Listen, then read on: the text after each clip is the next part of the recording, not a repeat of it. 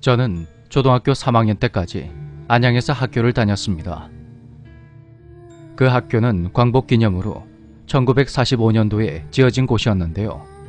워낙 낡아서 그런지 옛날부터 전해 내려오는 학교 전설 같은 것들이 참 많았습니다. 학교의 건물 구조는 크게 두 가지로 나뉘었는데, 하나는 1945년도에 지어진 강당과 저학년들이 쓰는 건물, 그리고 또 하나는 1970년도에 지어진 고학년들이 쓰는 건물이었습니다. 어느 날 체육 시간이었습니다.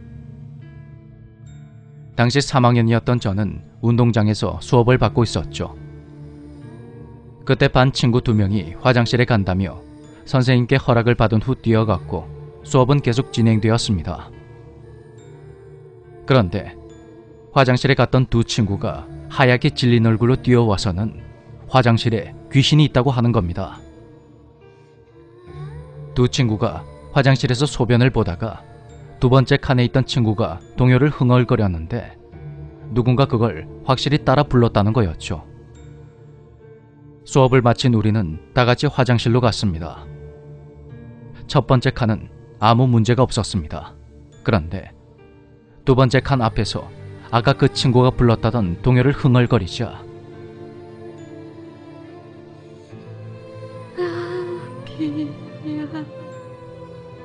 나비야 이리나 오너라.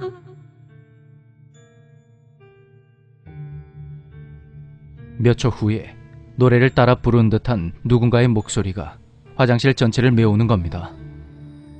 아무리 어릴 때 해도 이게 메아리인지 진짜 목소리인진 구별할 수가 있었습니다.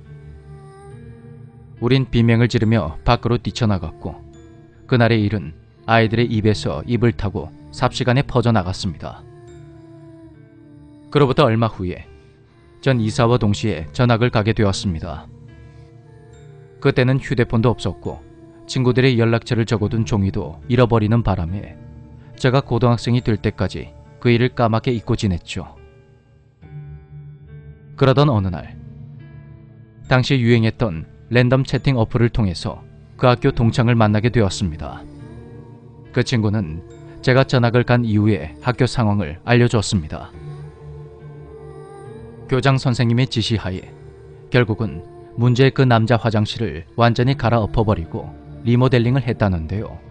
소름 끼치는 건 두 번째 소변기 아래쪽에서 새까만 머리카락 뭉텅이들이 수북하게 나왔다는 겁니다.